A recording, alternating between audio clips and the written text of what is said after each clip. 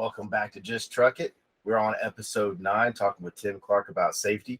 Hopefully you've watched part 1. If not, make sure you go back and watch part 1 first. We're going to continue on with part 2 here and the great discussion that we're having. Let's get it.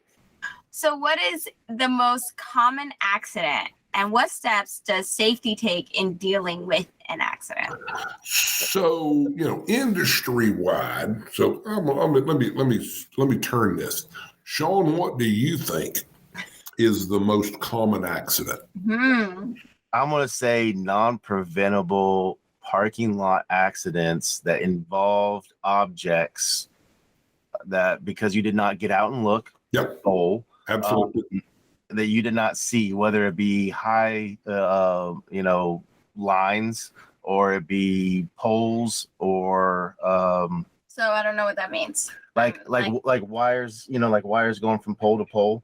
Oh. Like power lines, telephone lines. Yeah, like bridges. No, because we're talking about in a parking lot. Oh, in a parking lot. Yeah, in a parking lot, like a truck stop or hitting the most common for me in my experience was the yellow. The bollard poles, yeah, that tend to pop up overnight, right? Yeah, you could be sitting there and went to sleep and it wasn't there, and when you woke up, there's a new one. Yeah, I feel like you've hit one. No, I haven't.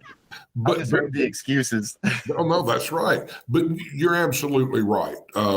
Again, pretty much industry wide, the backing accidents or these parking lot close quartered maneuvering accidents tend to be the number one. Now, most of the time, do they cost a whole lot of money?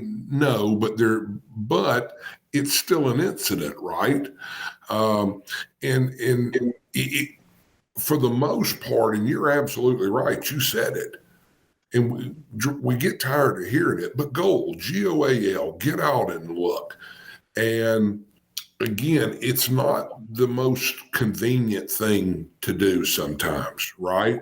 I mean, who wants to get out when it's cold and raining and get out and walk around that truck? But yeah, you get to see so many things. Where is the next car? Wait a minute, there is a bollard pole back there. Oh, where did this dumpster come from? You mentioned wires, lines, cables. What about the awnings that are coming off the side of the building? And they know we're 13.6, but they're 10 or 11 feet off the ground, just high enough to rip the side of your trailer. And then again, it gets back to showing who does it pay the best? Who benefits from that? The driver really does, because you had an accident. Let's say you're at the shipper. You've knocked the trailer door off. You've ripped the trailer, whatever. Are they going to load that damaged? No, they're not going to load the trailer. Yeah, so you have to get fixed or a new one. Right. So who just lost that load? Who just lost the miles? The driver did. There's a really good chance the company's still going to get that load, but the driver just lost all those miles. He lost that income, right? And now he's going to take the trailer to get it fixed. While he's sitting there, he's not making money. The same with the tire, right? Yeah. And then he's got strikes against him too. Yes. Yeah. Yeah. If there's any type of a safety bonus or whatever with this preventable accident, you've probably just lost part of that. Okay, so talking about safety bonus, is that part of the steps that you guys take in order to ensure that drivers have less of these?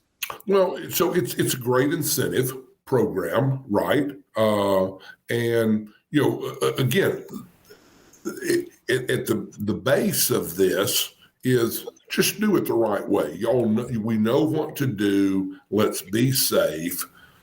So really, at the end of the day, man, all these companies that are paying safety bonuses, we're really not asking the driver to do anything extra, are we? No. Just doing exactly the stuff you teach them to do in your school. Just do it and do it the right way. And at the end of whether it's quarterly, yearly, whatever, dude, here's Here's your little extra, man, for not doing anything extra, just doing your job like you're supposed to do your job. Mm-hmm. Right. Absolutely. But it could, you're right, that may be the trigger in the head that says, yep, let me get out and look. Oh, let me get out the second time and look because I'm getting close. And yeah, you've seen it. You probably teach it. Man, sometimes you may have to get out 3 or 4 times, right? But at the end of the day, is it worth it? Yes, it is worth it. The issue comes, I feel, we're talking about, sometimes we talk about a lot of new drivers here because we're a school, but those send, obviously you're going to have the issues where, like when you were 16 and you just got your license, you have your accident right after that, you're going to have those little issues. But generally speaking, a new driver can sometimes be safer because they're so worried about it and doing it right.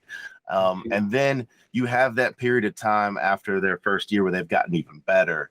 And then 2-3 years, they're still doing it right. But then you start getting to that point of 5 to 10, or especially the ones that have been in industry 20, 25 years, where they, I do feel is an issue. And this is for all the older drivers out there listening to this, where we get complacent. Mm-hmm. And our abilities, because I'm so good at this, I could do it with my eyes closed. Heck, I could do it outside the truck and it'll go and be just fine. The complacency comes into place, and more of those incidents start creeping up later on. Do you not agree? Oh no, I do agree, and I think you're absolutely right. And as a newer driver, it's a fresh memory, right? He's thinking, what did Sean teach me in school? What did my trainer tell me? Whatever. Or maybe it's just, I'm a little nervous. I'm not real sure. So it's really in the front of his mind. Well, as you mentioned, as you get more and more experience, then we get more and more confident, right? And then the longer we do it, we tend to create bad habits, or maybe we get, like you said, a little overconfident, because one of the things about trucking, it's repetitive, right? So we tend to do the same thing. You pick up and you deliver, you pick up and you deliver, and we run and run, 500, 600 miles a day, and it tends to just become old school, right?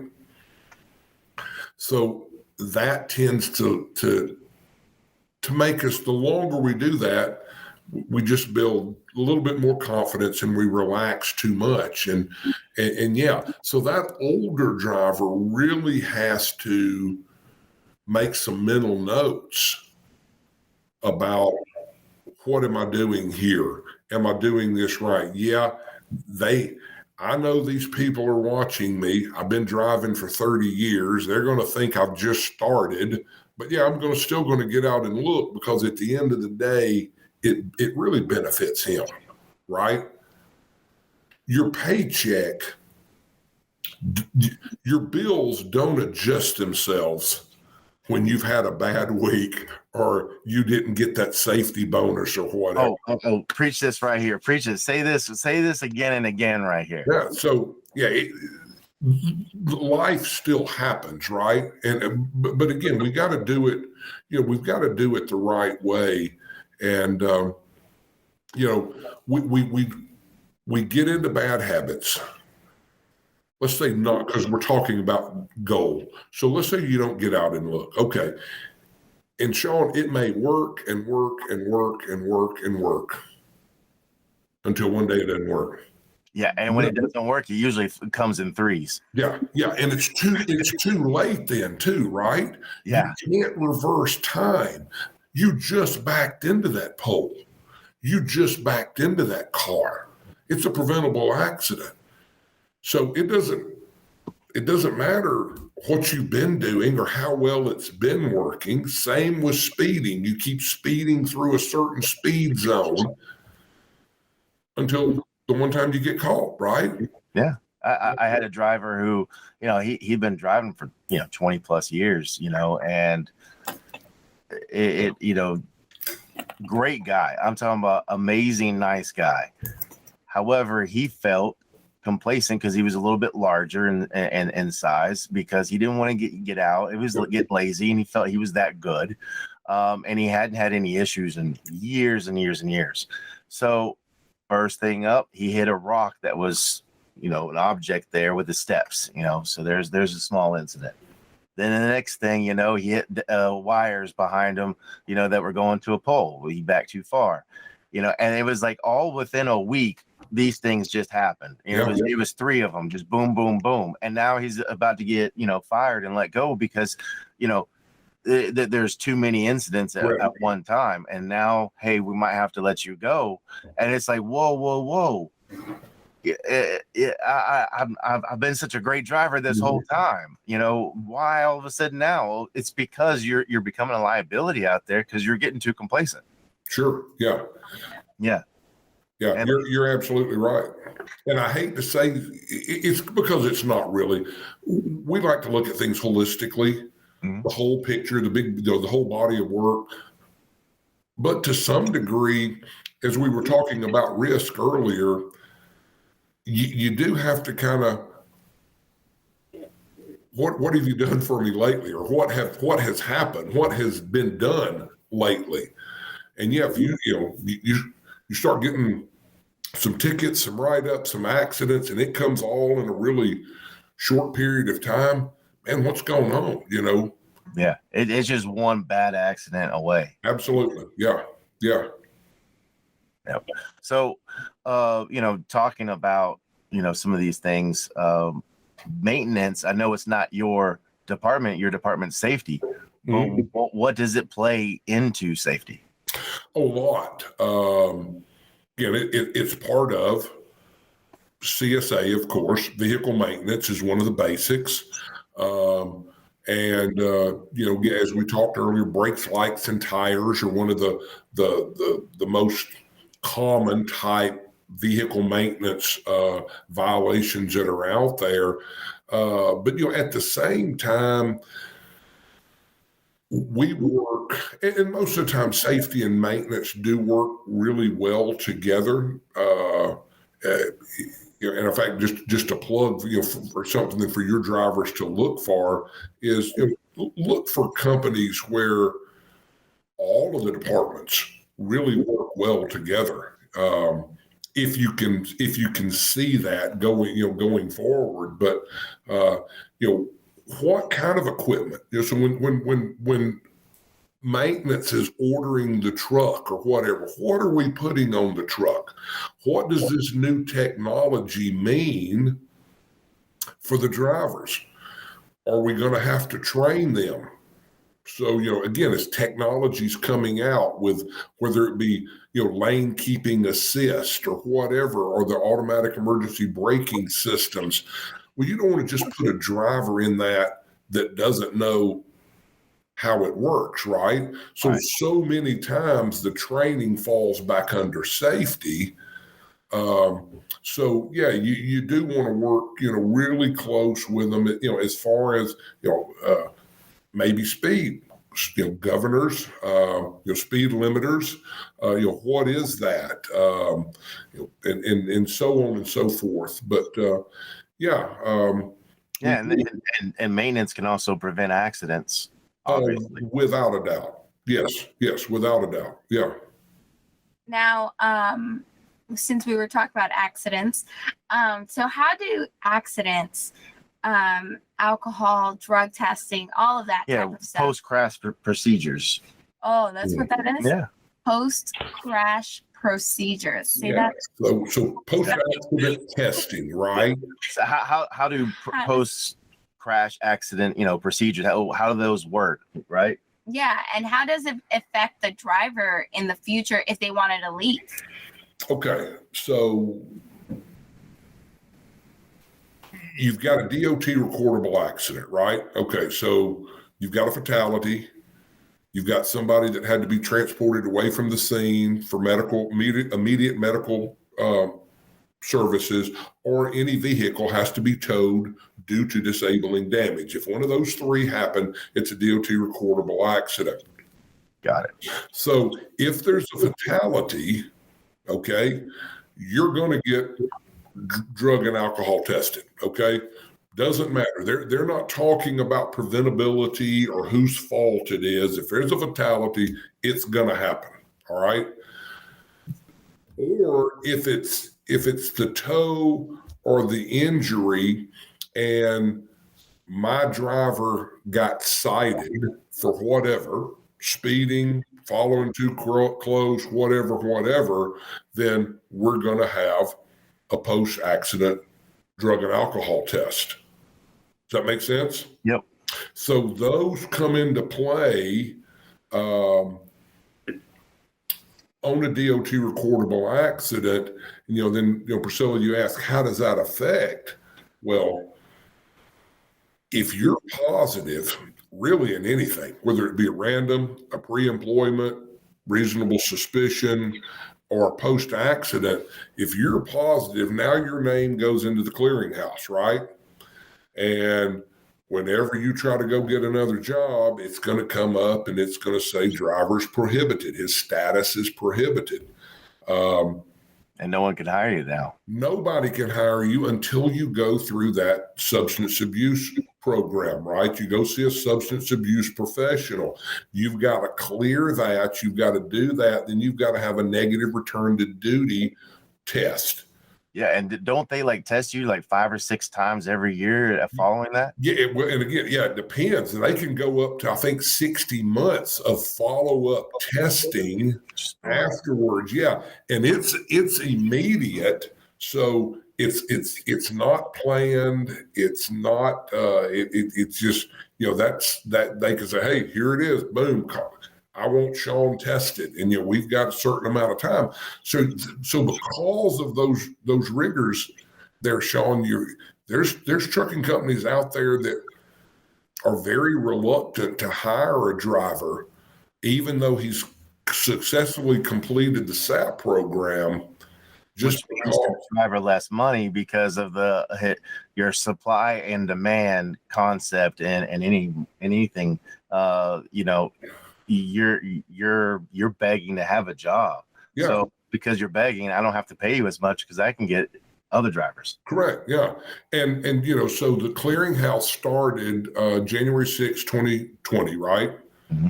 So as of the first of the year, there's been about 105,000 drivers that have had at least one drug or alcohol violation. So in 2 years, about 105,000 drivers have had at least one violation. And out of that 105, this is the number that blows my mind, is there's about little over 81,000 that are still in the prohibited status. So if you look at the FMCSA numbers, how many drivers do we estimate we're short right now? Oh, about 80,000. If they just didn't, yeah. But even though it affects us like that, Sean, when people ask, hey, do you like the clearinghouse? Absolutely, I like the clearinghouse, because that's 105,000 drivers that didn't need to be out there, man. Right? Yeah. And I heard recently from somebody that was hiring a driver that was going through the substance abuse program, and is in the clearinghouse, obviously. And he's like, well, I have a medical card, so there shouldn't be an issue with this because I have a medical card. And they don't realize states can do whatever they want, but federal supersedes that when it comes to driving a truck. Sure. Yeah, very similar to I don't know, I think, what is it now? 19 states or whatever now that have legalized marijuana. Okay. Well, the DOT looks at marijuana as a Schedule I drug. It's not allowed. So it doesn't matter that your state allows it because of your occupation as a professional truck driver. DOT says, no, you can't. Yeah, and they're looking at the reasoning wrong. If they were to look at it this one way, tell me if I'm wrong or right here. If I bought medication that's over the counter, I mean, it's legal in every single state. There is not a federal law. It's not considered anything, but it states on the medication can prohibit my ability to operate heavy machinery. Mm-hmm. I could be in trouble for operating that equipment while under that medication, correct? Yeah.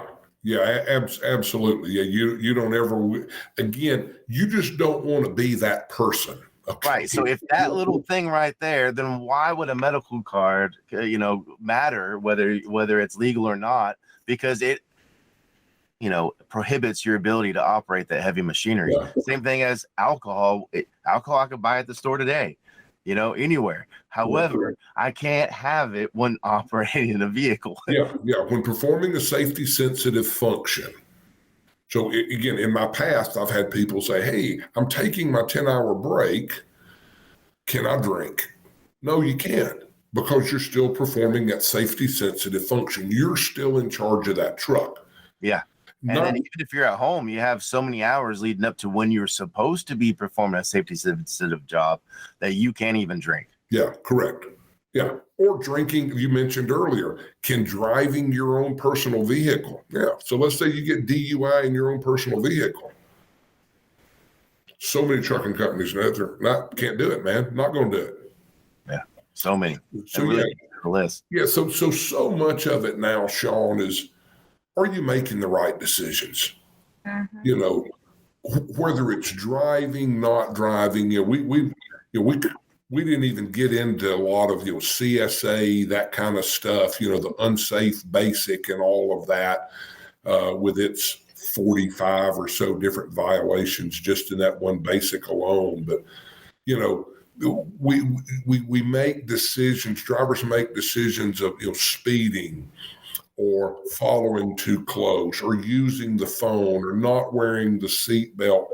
And, those decisions, or lack thereof, can and normally will come back and bite you. And it can affect your hireability going forward.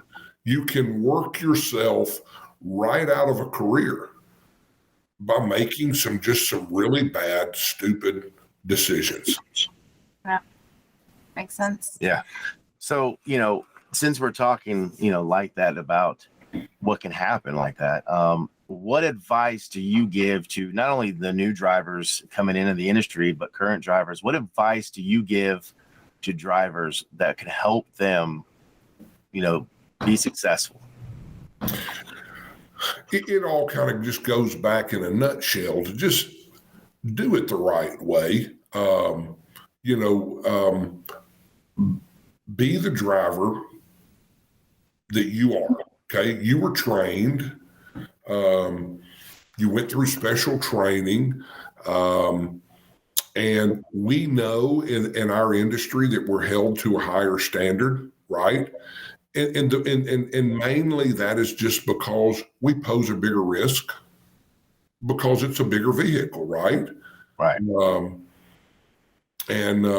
So just, do it the right way. And then, as we drive up and down the road, it does just become, let's call it what it is. It could become monotonous, right? Because you're going up and down, you're mile after mile after mile, day after day after day.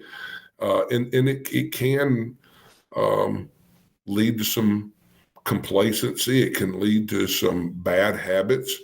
So again, just make the right decisions and try to hold yourself accountable for the way that you operate the truck. And then at the end of the day, I think just human nature, we want people to get to wherever they're going safely. So, I want our drivers, I want every driver out there to get to their destination safely. And as crazy as some of the passenger vehicles, those drivers that drive around us all the time, as crazy as some of them drive, I don't want anything bad happening to them. And I think as a whole, neither do the drivers out in the truck drivers out in the country. We don't want anything bad to happen. Right. So yeah, just do it the right way. Make the right decisions. For the newer drivers, and I'm sure you tell them this, try to find you a mentor somewhere, somebody that you can talk to that can help you through, because you're going to come across so many situations that may be new to you, right? Yeah, like tire chains. I had never done tire chains in my life. I had never used them before in my life, and then there I am. I got to use them, and I had no clue. And thank God I talked to somebody that was able to work me through it. Yeah, but that was not fun. No, it's not fun. Yeah, and even there, so let's say you put your chains on, right? Well, you're not going to get out and run for the next 200 miles using those chains. More than likely, you're going to use those chains to get you to the closest safe place, right? And you're going to shut her down, because if you got to put chains on, you probably shouldn't be out there anyway. As we're talking today with this storm coming through the Midwest and heading up the East Coast. But yeah, if you, and that's another good advice, guys, if you don't feel safe, then find a safe place to park the truck. But my dispatcher told me to keep going. Well, so whose life is it? Hey. Whose record does it go on? Yep. Whose hireability can it be? And again, that's one of the things with CSA, Sean, and you know that it allows those drivers now that you hold those points for 3 years. It gives you some say-so in there now, doesn't it? Yeah, because I can change companies, okay, but that company is still stuck with those points. Correct. But it's going to stay on your PSP, and we're going to see that the next company you go to. Yeah, so the company should know better, for one. Sure, they should. Majorly. Yeah. But it also follows that driver around everywhere they go. Yeah. So, hey, go ahead and drive past your 11 or your 14. It's okay. In fact, you have to do that. No, I don't. No, it's going to affect me. So, no, I don't. And not even getting into the litigation side. Again, God forbid you end up having a wreck and you're running over your 11 or your 14 or your 70 or whatever. Because it's going to go back to exactly what you said at the beginning of this recording, is they're going to say, you should have never been here, right? Yeah. You should have been parked back there on your 10-hour break is what you should have been doing. Yeah. So no. Yeah, the driver has the ability now to say, no, I don't feel safe, or no, I'm not going. I'm not driving past my hours. I'm not driving with 2 flat tires on my trailer, or whatever it may be. Yep. Now, Tim, you are a wealth of information. I mean, honestly, we could sit here for days and we can talk about personal conveyance and your opinions on personal conveyance, what it could be. You, I see your eyes spark up there. Yeah. And all the issues that come into this, and all the things that you've seen. I mean, you've been in the industry for a long time, and you are a wealth, and it's always great talking with you. But kind of like on a side note, it has nothing to do with safety. Mm-hmm. What is your opinion or view of the industry right now? Like, what's the future of it? Like, what do you see what's the state of the industry that you see right now, and what's the future of it? Wow, that's dang, Sean. I know, I like to throw a curveball in there. Yeah. It's changing so quickly. And again, we could probably spend the next hour talking about autonomous vehicles and to what level or stage of autonomy are we going to get to, and all of the technology and stuff that's out there. But I think right now, and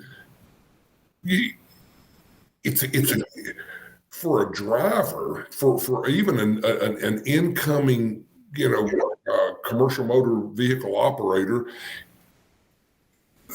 they're sitting in the catbird seat, man. I mean, it's a great time right now to get into the industry.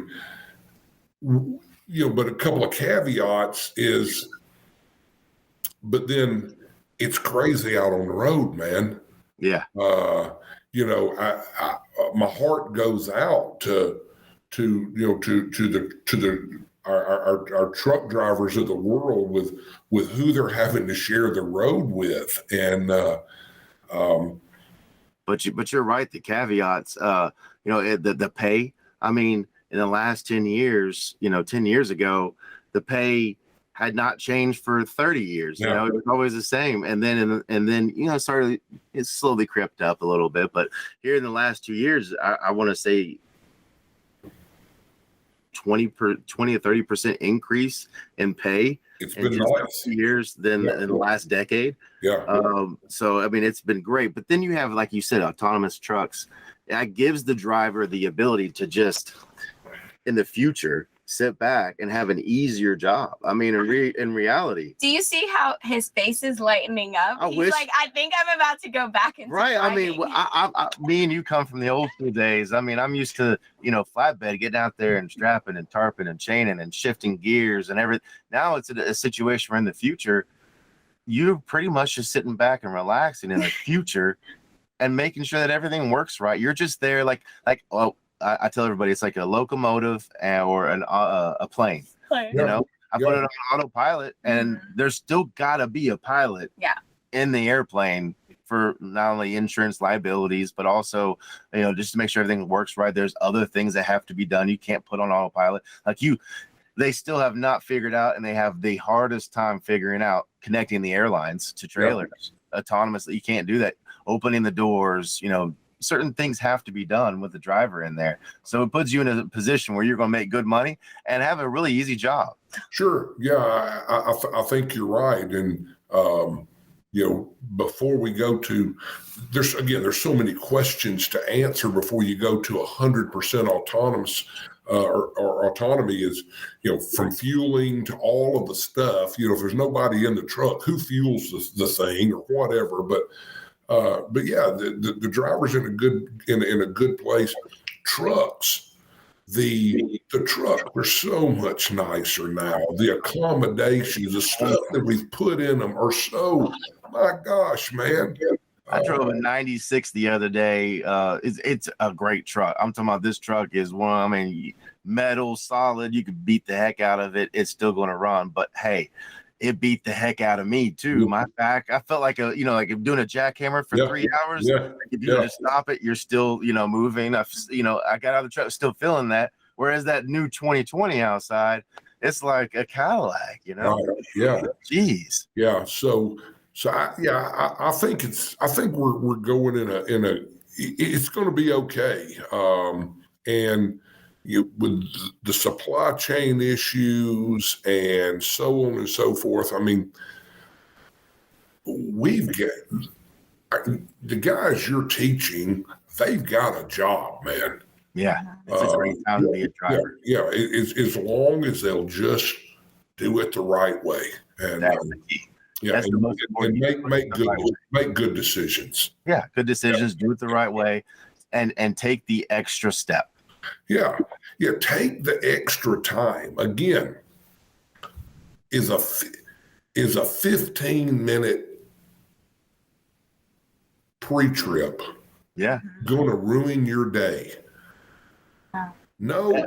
Another one I tell drivers is, there's two types of drivers. You have the ones that are in a hurry to get there and they're aggressive. And then you have the ones that, hey, this truck's governed to a certain amount, so I'm going to back it off a couple. So I have it, if it's 65, I'm driving 62, I'm in the right-hand lane. Yep. And what happens is it gets to a point where that driver that's constantly changing lanes and speed, not only is he risking accidents like we talked about or CSA and all, but he's also his mental.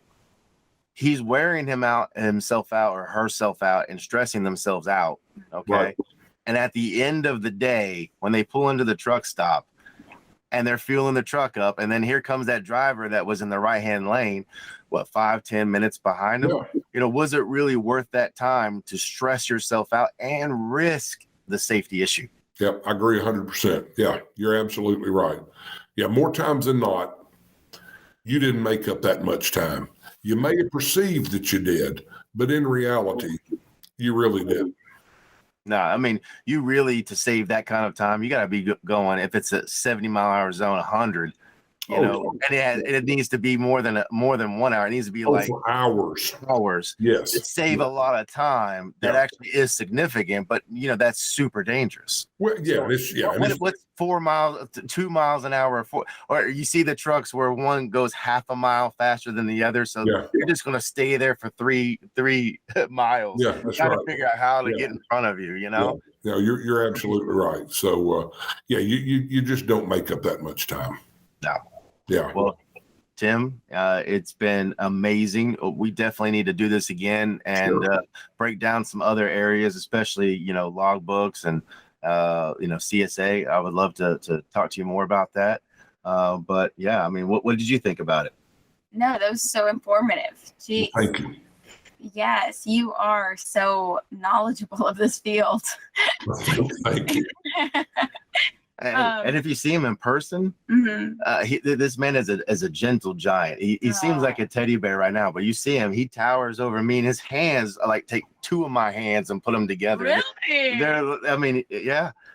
He's and you hear this voice. He's got he can be intimidating. So I'd hate to mess up. I was gonna say I would hate to be a driver and hear basically Dad's voice on the other line of Now you got to talk to Tim. Crap.